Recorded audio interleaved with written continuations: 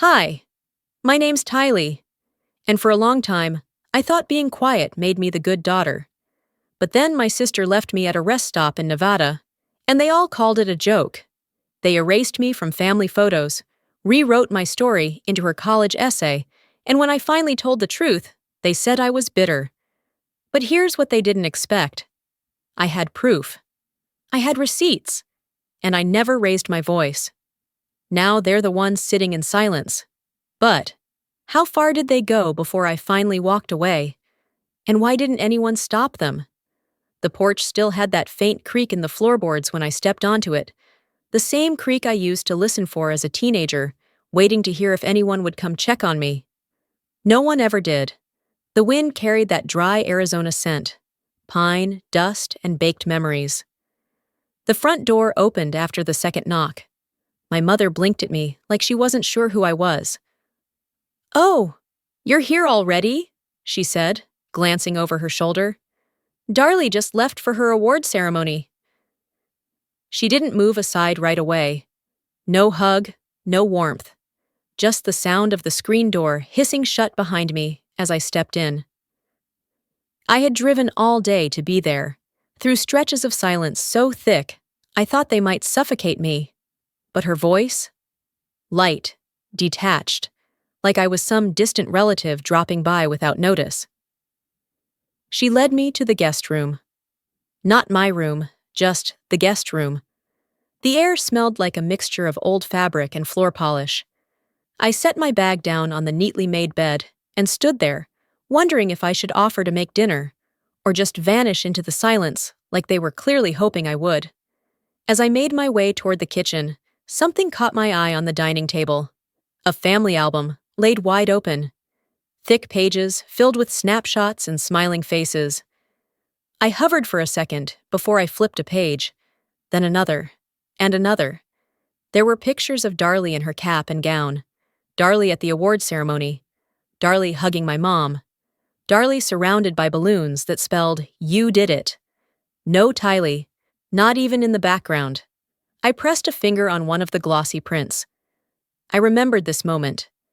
I had been standing by the punch bowl, holding a plate of sliced cake no one offered me. I had been there. So where was I?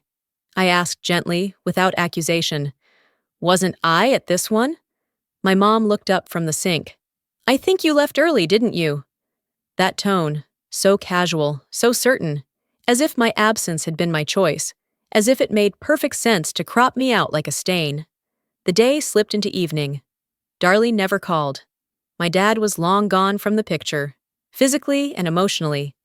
So it was just me and the dust motes swirling in yellow kitchen light.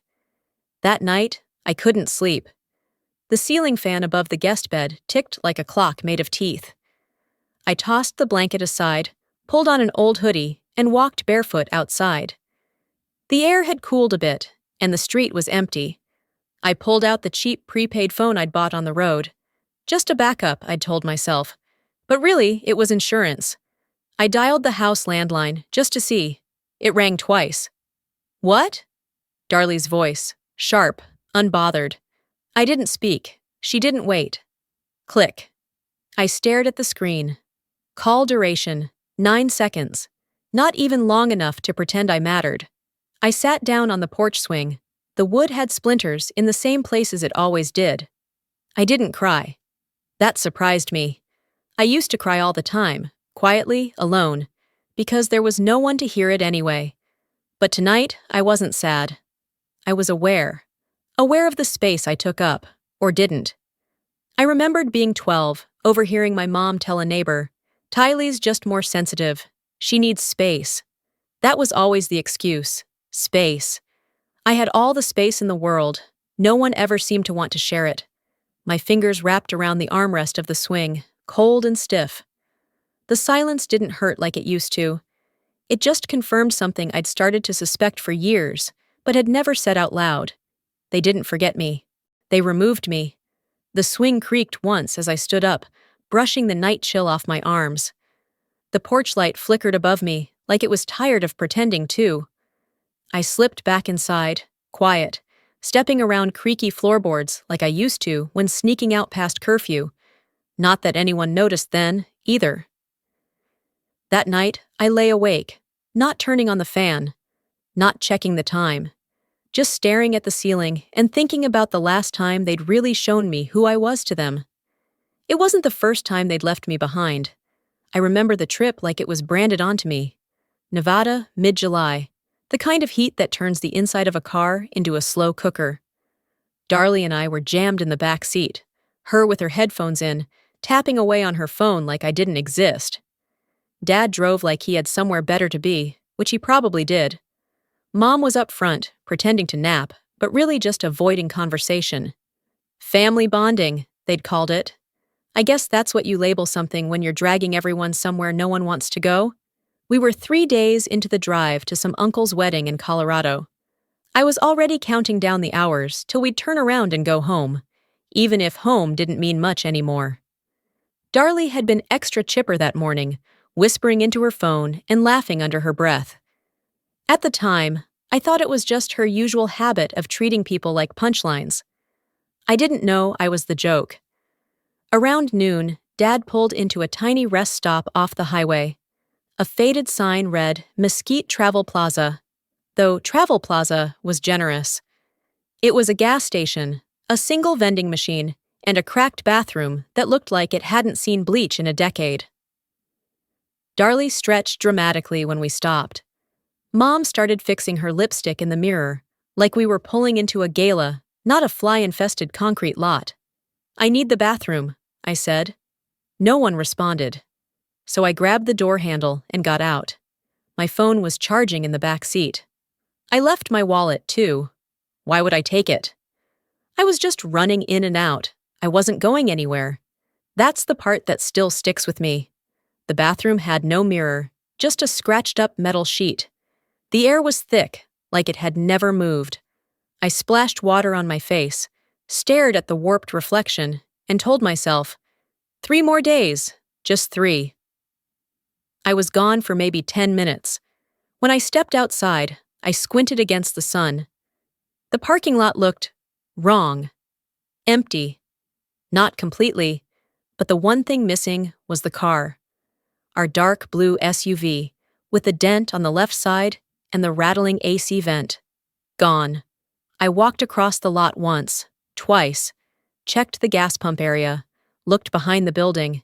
Maybe they'd parked around back to mess with me. Maybe this was some dumb prank. After the 3rd lap, my chest started to tighten. Not from panic, not yet, but from disbelief. I sat on the curb, waiting. Cars came and went. I kept glancing up every time I heard tires, but none of them were ours.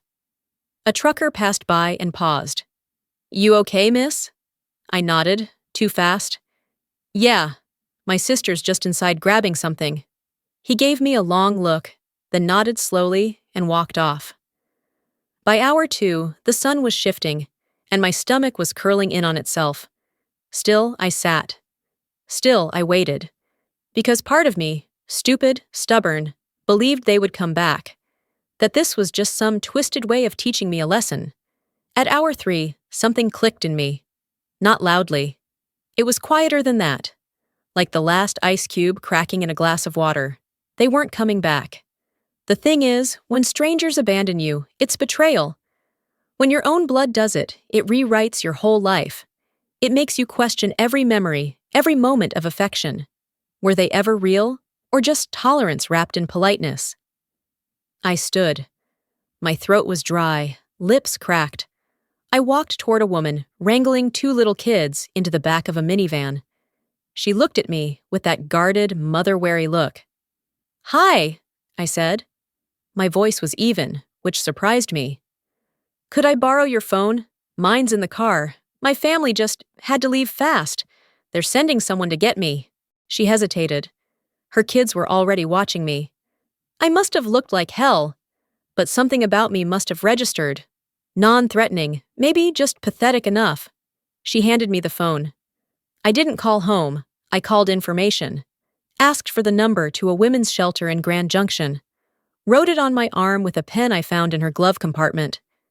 I turned back to her and asked softly, "Is there any way you could give me a ride into town? just to get to a bus stop or somewhere I can wait safe? She looked at her kids, then at me, then nodded. We didn't talk much on the drive. The kids slept. The woman turned the radio low.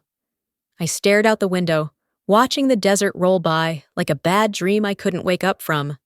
But I didn't cry, because somewhere in those silent minutes, I realized something. If I survived this, I'd never be what they thought I was.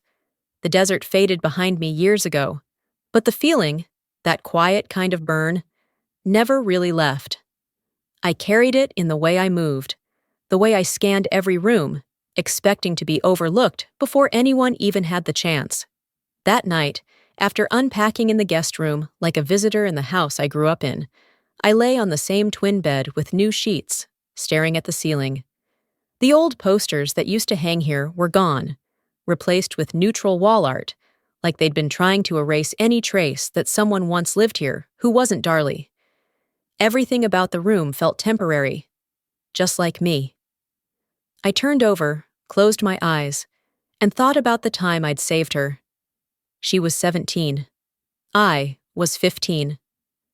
I came home early from school because my last class was canceled. The house was too quiet, which meant something was wrong. Darlie sat on the kitchen floor, her mascara smeared, phone clutched in her hand like it might explode. She didn't look up when I walked in. "They're gonna send it to Dad," she whispered. I asked, "Who?" Her voice cracked. "Brandon, from chemistry. I sent something, and now he's threatening to forward it to everyone." At the time, I didn't even fully grasp what she meant, but I saw the fear in her face. I knew what it meant to be exposed, even if it wasn't your body on the line. I asked her for his handle. She resisted. Then she gave in. I spent the next hour tracing his socials, finding his other accounts, digging into the online corners where high school boys said things they thought would disappear. I messaged him from a dummy account, got him to admit everything, took screenshots, saved them. Then I wrote a warning, professional, clean, anonymous, and sent it to the school counselor's email. The next day, Brandon was suspended. Darlie never knew the details. I didn't ask for credit. I just needed her to breathe again. I didn't do it because she was perfect. I did it because she was scared. And because back then, I still thought if I protected her, she'd learn to protect me back. The next morning, I went to help Mom set the table for a small family dinner. She'd invited some of Darlie's college friends over. I didn't ask why I wasn't consulted. I knew better. Darlie's laptop was open on the counter. Normally I wouldn't snoop, but it was turned just enough for me to see the file name. Personal Statement, Leadership and Integrity, .docs. Something inside me twisted. I clicked it. The first few lines read like any scholarship application. Commitment to community, examples of resilience, lessons from adversity. But halfway through, my heart stopped. She wrote about helping my younger sister navigate depression during COVID, about taking on emotional caregiving roles while maintaining academic excellence. She made it sound like she had saved me, that she was the lighthouse and I was the wreckage. My isolation, my breakdowns, my moments of feeling worthless, those were her selling points, her resume padding. She didn't save me, she branded me. My hands didn't shake, I didn't gasp. I just sat there, rereading the same paragraph 3 times. I closed the laptop, went to the fridge, poured myself a glass of water. My mom asked me to grab the napkins. I did. Calm, quiet, steady. But something had shifted. Later that night, I sat at the edge of the guest bed with my phone in hand. I didn't text anyone. I just stared at the screen and thought about every time I'd kept my mouth shut to keep the peace. Every time I'd turned down the volume of my own hurt so Darlie could be the hero. She didn't just leave me behind. She built her story on my survival. I pulled out my old duffel from the closet. Inside was a laptop I hadn't opened in years. Dusty, scuffed, but still functioning. I plugged it in, waited for it to breathe life again. My fingers knew where to go. A folder labeled "Just in Case." Inside, screenshots, chat logs, photos I'd backed up from the night I saved her. Emails I drafted but never sent. I clicked on one file. A message thread between Darlie and Brandon, the boy from chemistry. Her panic. His threats. My intervention. Recorded, dated, time-stamped. I wasn't collecting these things out of spite. I'd kept them because part of me always knew. Someday, someone would need to know the real version. I hovered over a subfolder I didn't even remember naming. It read, Proof, just in case. Funny how we always think just in case will never actually happen. But now, it felt like the only case that mattered. Morning light poured into the kitchen like it was trying too hard. Too bright, too clean, too sure that everything inside that house was good and warm.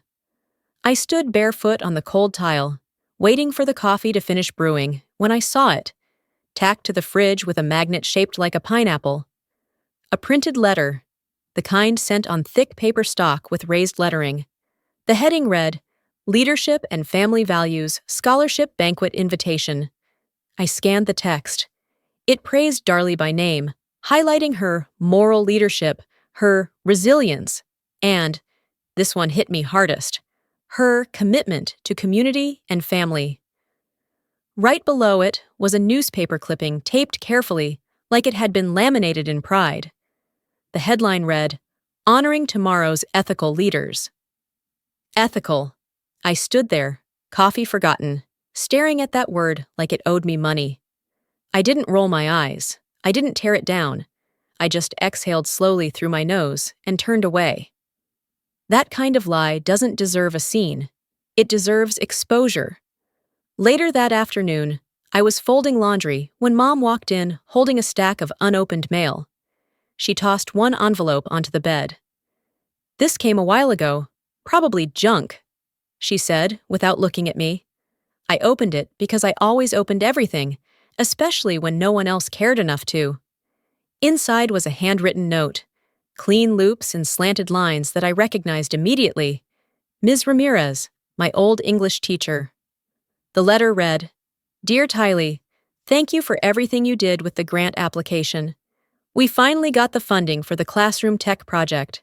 I told Darlie I'd send this to you since she said you helped behind the scenes. I hope you're well.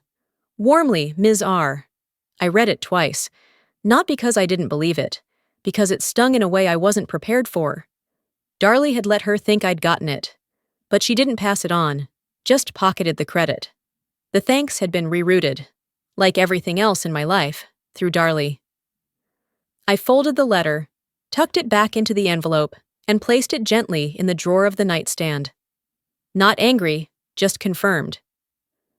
Later that evening, once Mom went to bed and Darlie was out, probably at some committee meeting that would end in a photo op, I opened my laptop again. This time, I didn't dig through memories. I opened Chrome, typed in the name of the Scholarship Foundation, and pulled up their website. The front page was glossy and filled with words like integrity, stewardship, ethical excellence. I navigated to their FAQ section.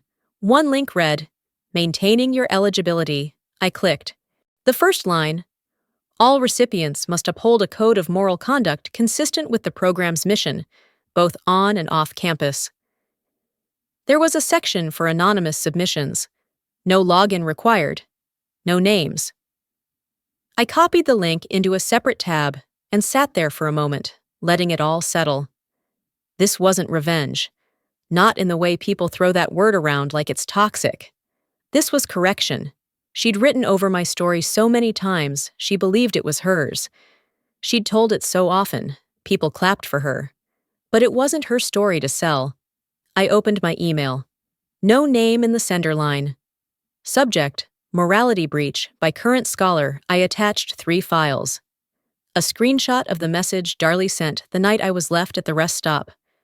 The file of her personal statement, annotated with my commentary and original timeline. A simple Word doc titled, Timeline, Factual Record. No emotion, no adjectives, just the facts. I didn't write some sob story. I didn't beg them to believe me. I presented what she had written and what she had done. I didn't sign it. I didn't need to. I clicked send. The screen blinked. Confirmation sent. No follow-up message, no receipt. I closed the laptop and stood up. My heart didn't race. I wasn't sweaty, I wasn't shaking. I just stood in the quiet kitchen and thought, let's see who they are when they think no one's watching. Because the truth was out now. And I was done playing dumb. 2 days passed like fog over glass. Quiet, thin, waiting to lift. I didn't mention the email. Didn't flinch when Darlie smiled across the dinner table like nothing had changed. But behind her eyes, I saw it. She felt it in the air. That shift. Like a house with cracked pipes. Things about to burst, but not yet. It happened on a Tuesday morning. I had just poured myself coffee when I heard her phone buzz on the kitchen counter. Darlie picked it up like she always did. Smooth, casual, full of practiced ease. But the moment her eyes landed on the screen, her face dropped. Not dramatically, just enough for her mouth to go tight. She didn't say a word. Just turned, slowly set the phone down, face down, and excused herself from the table. Mom didn't notice. She was too busy talking about some recipe she found online that she wanted to try. Something light, good for digestion. I nodded like I was listening, but my eyes followed Darlie as she disappeared down the hallway. That was it. The scholarship committee had received the documents, and now someone behind a desk was questioning the version of her they'd been sold. It was happening. Finally. Later that evening, I was sitting on my bed scrolling through job listings when the door burst open. Did you do something? Darlie stood there, arms crossed, voice sharp like glass, cracking under weight. I didn't blink. Should I have? She stepped closer. You're playing a dangerous game. No, I said. I'm correcting the scoreboard. Her jaw tensed. You think you're clever, don't you? You think people are going to care about your little sob story? I laughed, soft and low. You didn't even read what I sent, did you? It wasn't a sob story. It was a summary of facts. Yours. She scoffed. You want war? Fine. But you better understand. People like me win wars. I tilted my head. You've been winning by cheating. I just switched the lights on. She stared at me for a beat too long, then slammed the door as she left. I didn't chase her. I didn't even feel victorious. I just felt done. That night, I couldn't sleep. Not because I was anxious, but because something old was stirring. Something I hadn't let myself visit in a long time. I got out of bed, walked barefoot to the kitchen, poured water into a chipped mug, and stood there, holding it like it was an anchor. And I remembered. The blanket.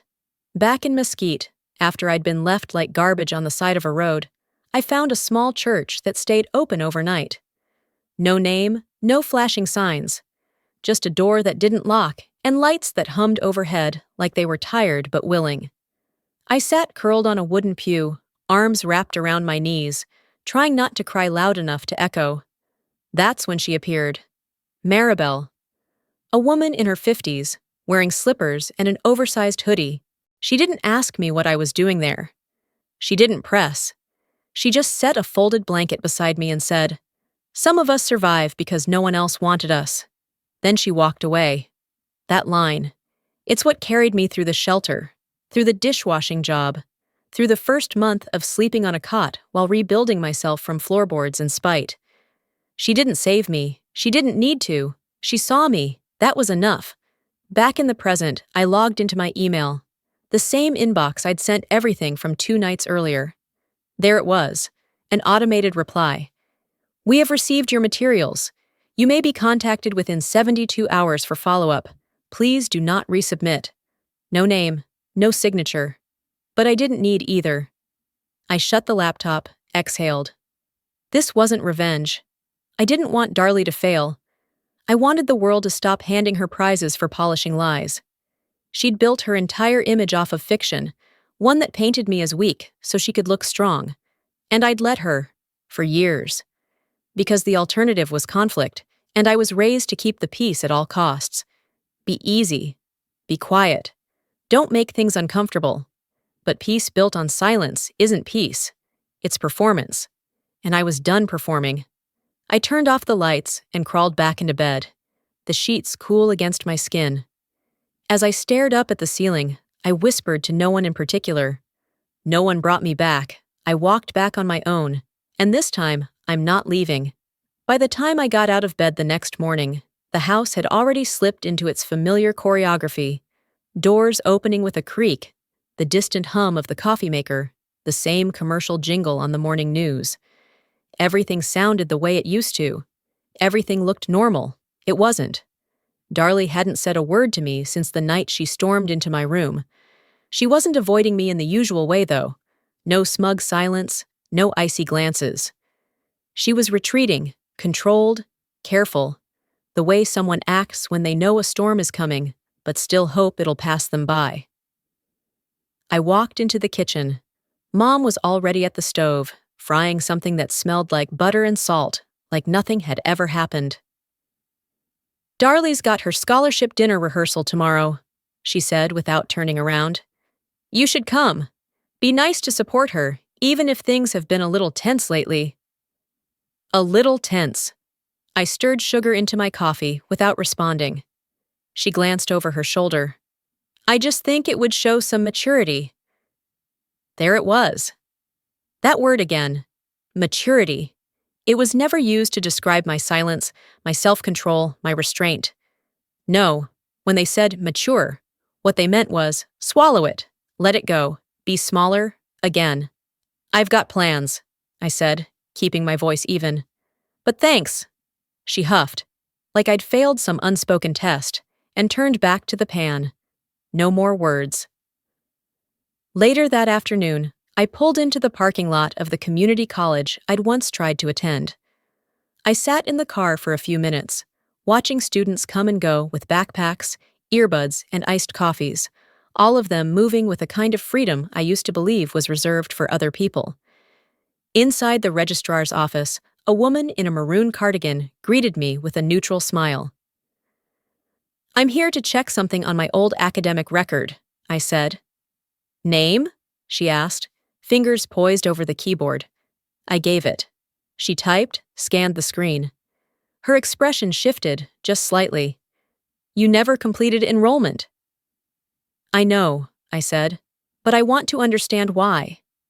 She pulled up more screens, clicking through tabs I couldn't see. "There were dropped credits. An incomplete transfer from your high school. Missing GPA calculations." "I submitted everything," I said, not accusing, just stating. She frowned. "You did? But, wait." Her brow furrowed. "There are edit logs here. The file was altered from the same IP address used to confirm your sibling's submission." I didn't react. I just nodded. "This looks like someone changed your academic file before it was finalized," she added. "Yeah," I said. "It looks like family." She looked up from the screen. "Would you like a copy?" "Yes, please email it to me." When I got home, I went straight to my room. Didn't stop for dinner. Didn't answer Darlie's knock, which came just as I closed my door. I waited until her footsteps faded down the hallway. Then I opened the file marked just in case. Inside was everything I had saved over the years. A quiet collection. Not out of paranoia, out of necessity. Chat logs, emails, screenshots. Darlie's messages where she joked with friends about editing my idiot sister out of the way.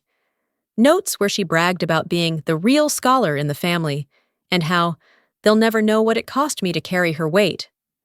Except she hadn't carried anything. She'd stacked her success on top of me like bricks on a roof, hoping I wouldn't collapse. I compressed the folder into one file. Clean. Labeled clearly. Subject line. Addendum to prior submission. Misuse of academic systems.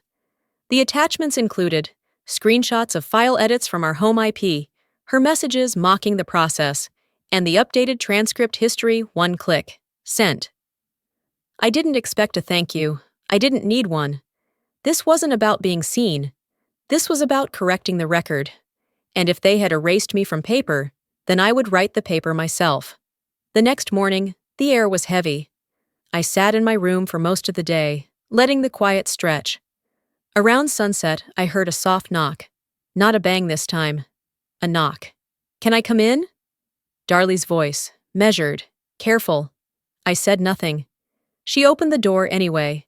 I was seated on the edge of the bed, back straight, hands in my lap. She stood just inside the doorway, like crossing farther might set off a landmine. Why are you doing this? I looked at her. I'm not doing anything. She blinked, thrown off. Then what would you call it? Truth. Her mouth opened, then closed. She tried again. You're trying to ruin me. No, I'm stopping you from stepping on me to climb higher. I never, she began, but the words caught in her throat. I watched her eyes get glossy. The tears weren't surprising. She always knew when to use them, always knew how to cry, just enough for it to look real, but never enough to make it feel honest. I didn't mean to hurt you, she whispered. I stood up, slowly. My voice was calm. You just didn't care if you did. She didn't answer. She turned and walked out. I didn't follow, not this time. Chapter 7. When Truth Stops Being Silent. The house stayed quiet for days after that conversation. Not silent in the peaceful sense.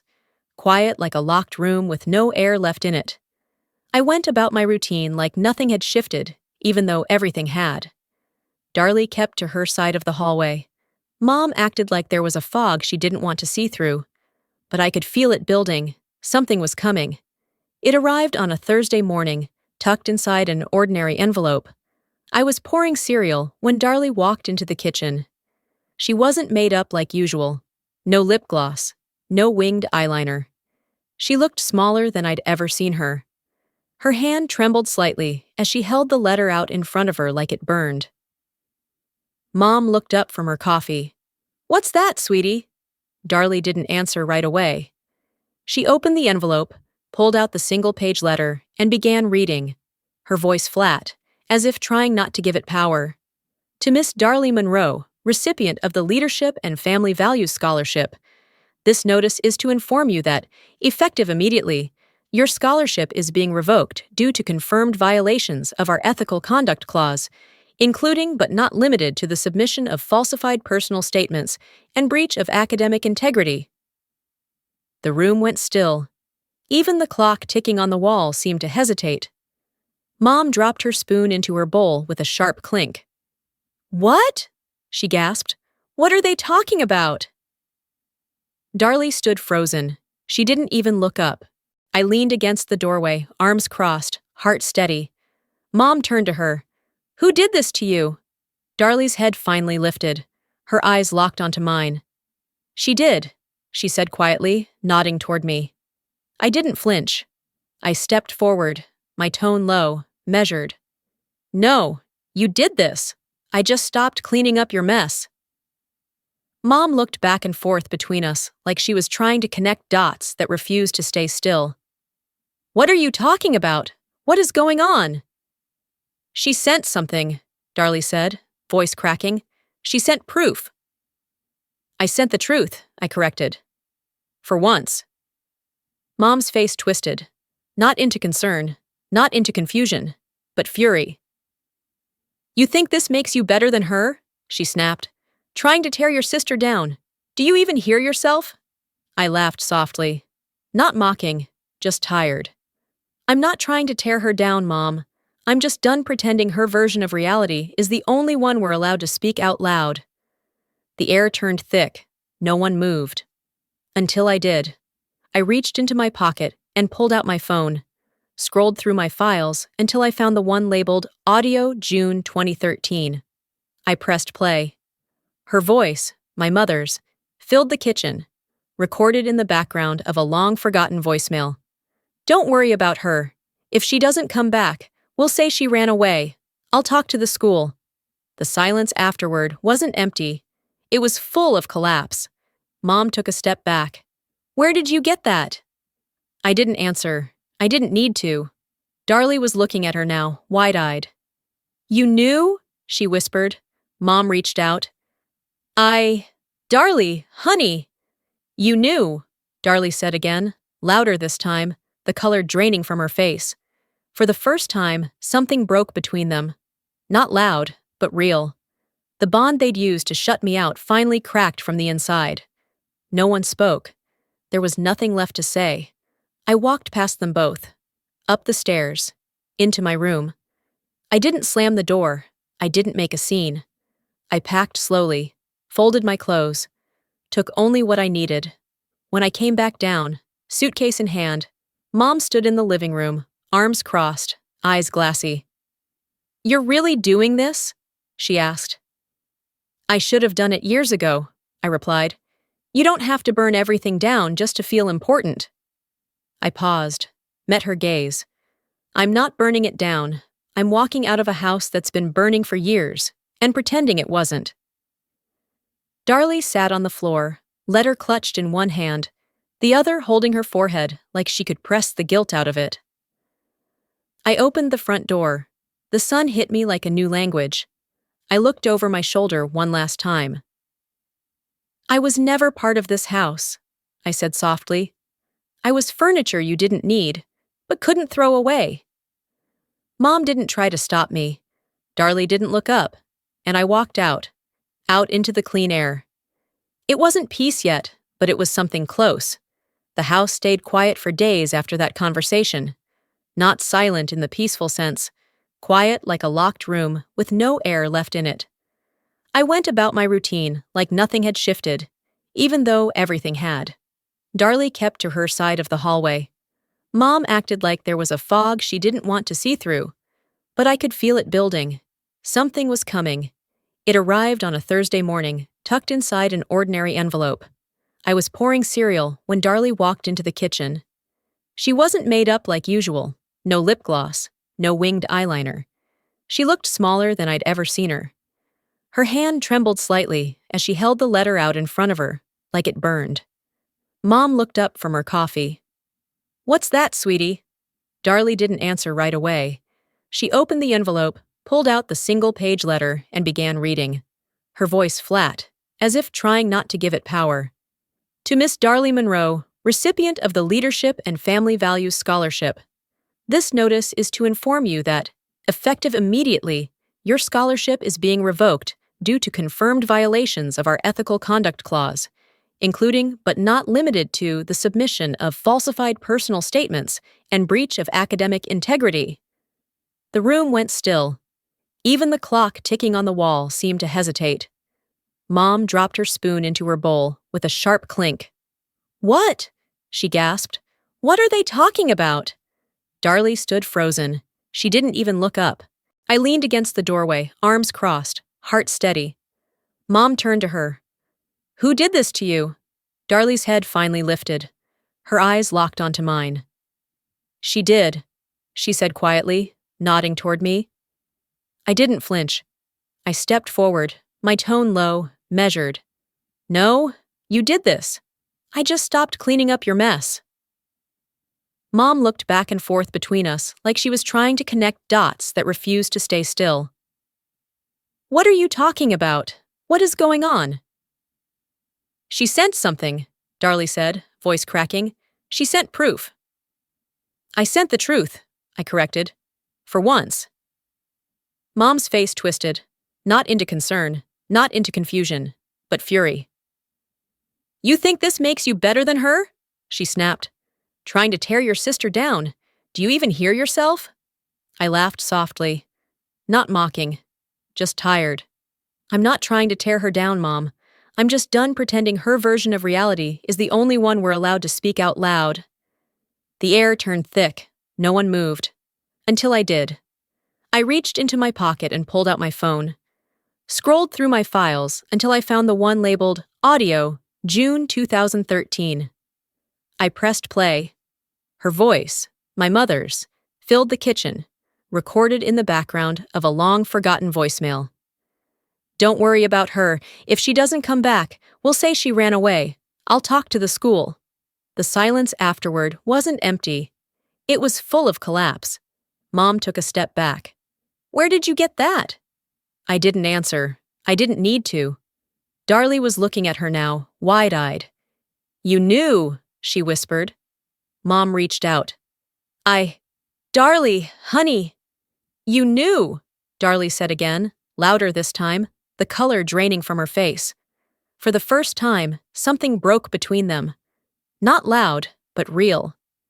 The bond they'd used to shut me out finally cracked from the inside. No one spoke. There was nothing left to say. I walked past them both, up the stairs, into my room. I didn't slam the door. I didn't make a scene. I packed slowly, folded my clothes, took only what I needed. When I came back down, suitcase in hand, Mom stood in the living room, arms crossed, eyes glassy. "You're really doing this?" she asked. "I should have done it years ago," I replied. "You don't have to burn everything down just to feel important." I paused, met her gaze. "I'm not burning it down. I'm walking out of a house that's been burning for years and pretending it wasn't." Darlie sat on the floor, letter clutched in one hand, the other holding her forehead like she could press the guilt out of it. I opened the front door. The sun hit me like a new language. I looked over my shoulder one last time. "I was never part of this house," I said softly. "I was furniture you didn't need, but couldn't throw away." Mom didn't try to stop me. Darlie didn't look up, and I walked out into the clean air. It wasn't peace yet, but it was something close. I didn't look back once I left the house. The air outside was heavy with heat, but clearer than anything I'd breathed inside that place. I didn't cry, didn't scream, didn't slam a door. I didn't have to. Walking out had said enough. 2 weeks passed quietly. I stayed with a former coworker on the edge of town. Small guest room, laundry down the hall, a window that faced an alley. It wasn't much, but it was mine, and more importantly, it wasn't theirs. One morning, just as I was finishing a second cup of coffee, an email pinged into my inbox. Subject line: Scholarship Reassignment Confirmation. I opened it slowly, knowing what it was, but still needing to see it with my own eyes. "We regret the previous award error.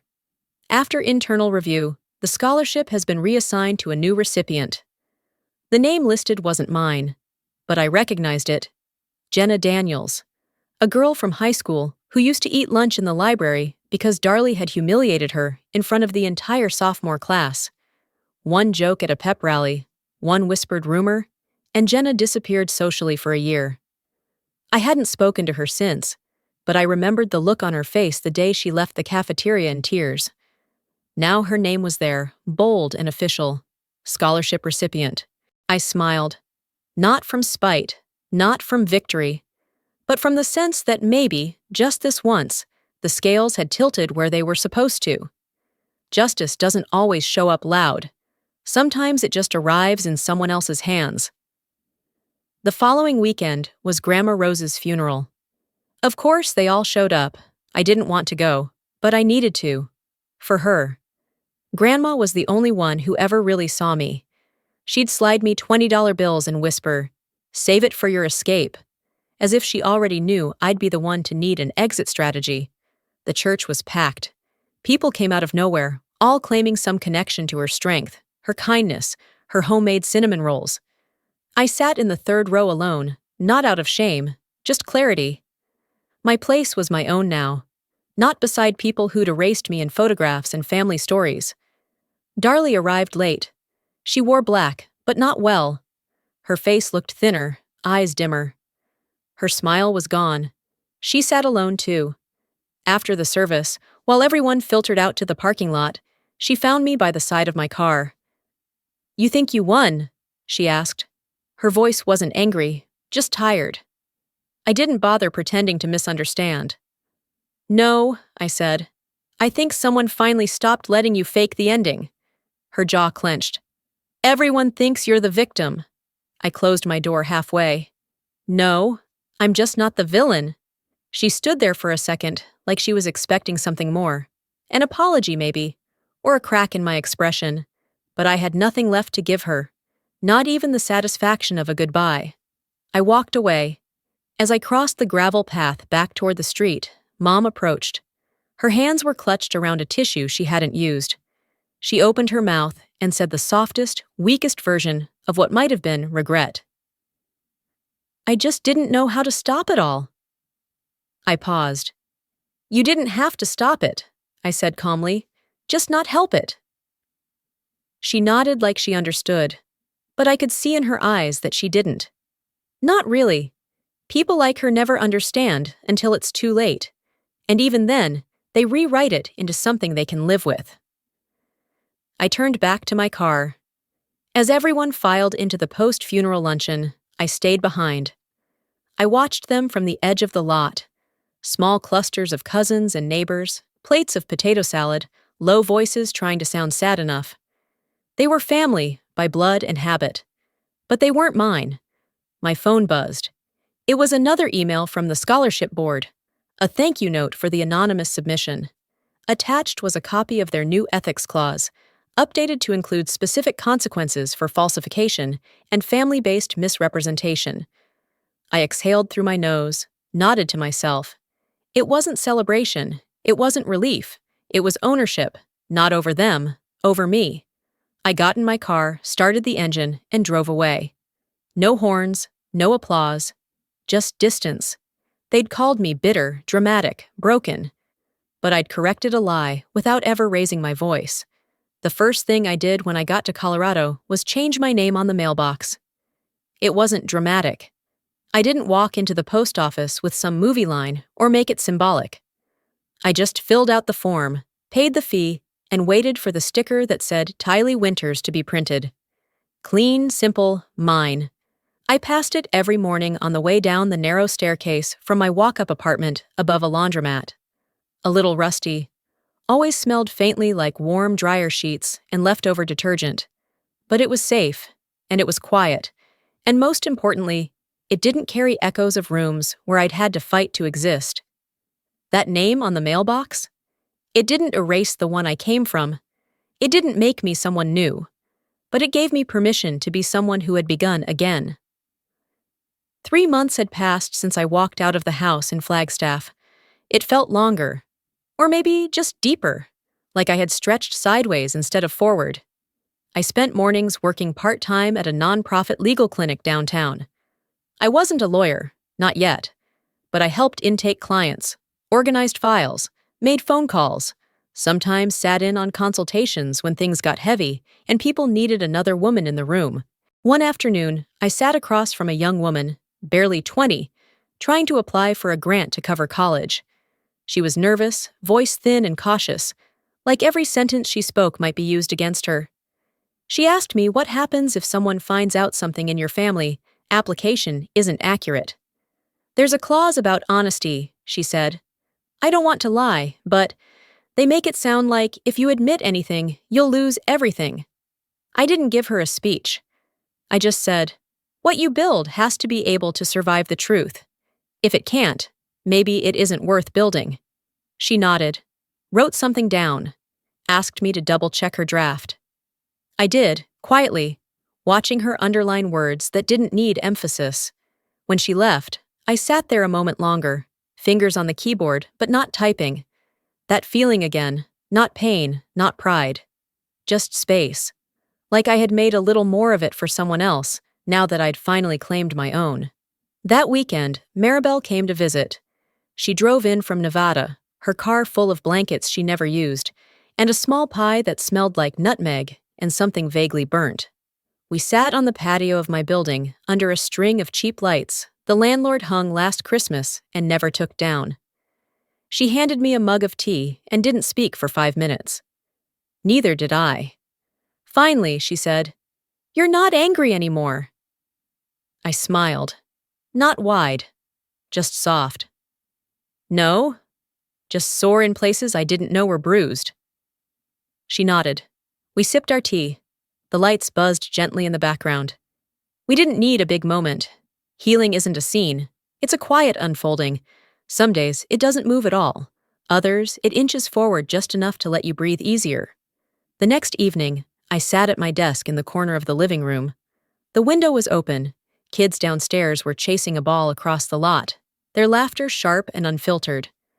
I picked up a pen, wrote Darlie at the top of a sheet of paper, then paused. What was left to say? I thought about the apologies I'd never get, the moments she'd probably forget that I still carry. I thought about the night she left me behind, and the years I spent telling myself I misunderstood it. And I wrote, You don't owe me an apology. I don't need one. But maybe you owe yourself the truth. I folded the paper in thirds, slid it into an envelope, then I placed it in the top drawer of my desk and closed it. I had no plans to send it. Some things are better said without witnesses, not because they're secrets, but because they're finished. Later, I stood by the window with a glass of water in hand. The kids had gone inside. The courtyard was empty. A porch light blinked across the way, flickering like it hadn't made up its mind whether to burn out or keep trying. I didn't feel like I was watching life from the sidelines anymore. I didn't feel invisible. I didn't feel erased. For the first time in a long time, I wasn't waiting for someone to choose me, because I'd already chosen myself. I didn't rebuild what they broke. I built something better, and this time, it's mine.